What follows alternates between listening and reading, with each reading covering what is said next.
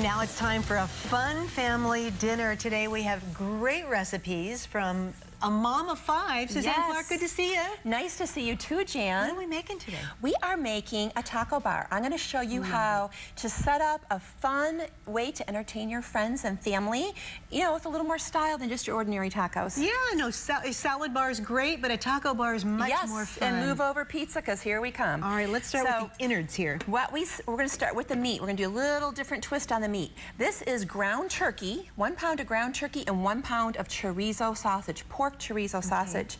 And I just went ahead and browned this a little bit earlier. Now to this, we're not going to use any taco seasoning, okay? That's why this is different.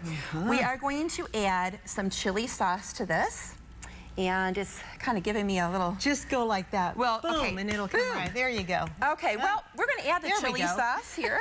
And we want about a half a bottle of this chili sauce. So that gives it all the spice. Yes, and the chorizo.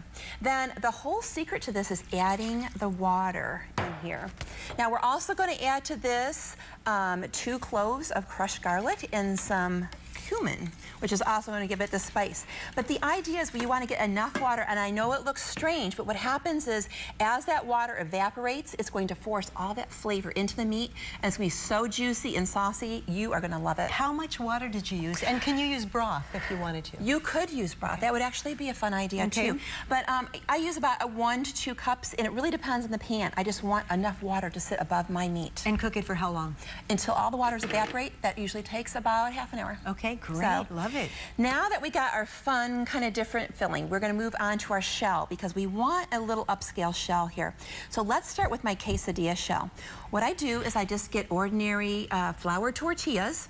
I place them on my grill, and then I'm going to, you know, sprinkle them with the cheese on top here.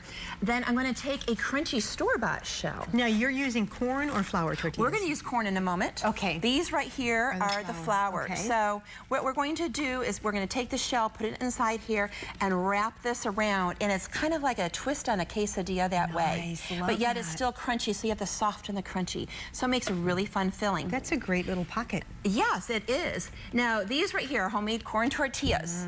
Now, instead of just using these store-bought ones, what I do is I take these and I brush these with butter, okay? So now we're going to toast them. We're going to get that nice buttery richness. And we're just going to place it on the grill here. Let that grill into the golden brown. And when the shells come off, you can sprinkle them with taco seasoning or garlic salt or whatever you'd like to, if you wish. Very fun. To make a little flavorful than just a store-bought corn or flour tortilla. And it's the freshness. It's like it's know. like store-bought bread versus homemade bread, you know? Exactly. So now we have our fun filling. We have our great little shell. Now we need some different toppings. So let's start first with my avocado cream. Now this could not be simpler. I have taken an avocado and I've diced and crushed it. And would you like to go ahead and give me a little bit of lime or lemon juice? I had some wonderful fresh lemons in the backyard, so I went with them. And we're just going to give it a squeeze. And then my new favorite secret ingredient is this cooking cream, and this already has garlic in it, so I don't have to worry about adding garlic.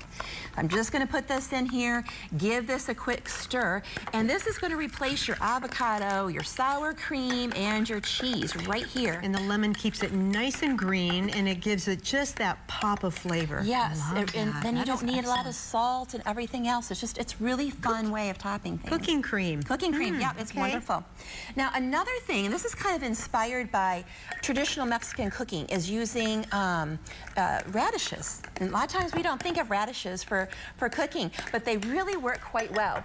And right here, I thinly sliced some radishes and some onions. And I placed them into a bowl. Now we're going to add 2 teaspoons of salt and 2 teaspoons of sugar. And what we're creating is kind of a pickle. And we're just going to put about ½ a cup of cider vinegar. Just like a little cucumber salad, only you're using the radishes, right? Exactly. So you get a little heat. But you have the sweet and the spicy, and it's so delicious and crunchy. And as you're going through all these, I'm thinking kids are going to love all of this. You know, and they love chorizo, and they love the crunchy. Yeah, this is this hits everybody in your family. Parents, grandparents, kids, everybody. So we're going to let that sit for like maybe an hour or 2 so it gets nice and marinated. Now, for my last little topping here, I just get a can. And we're always trying to get our kids to eat more vegetables, so this is kind of a good sneaky way to get them to do it.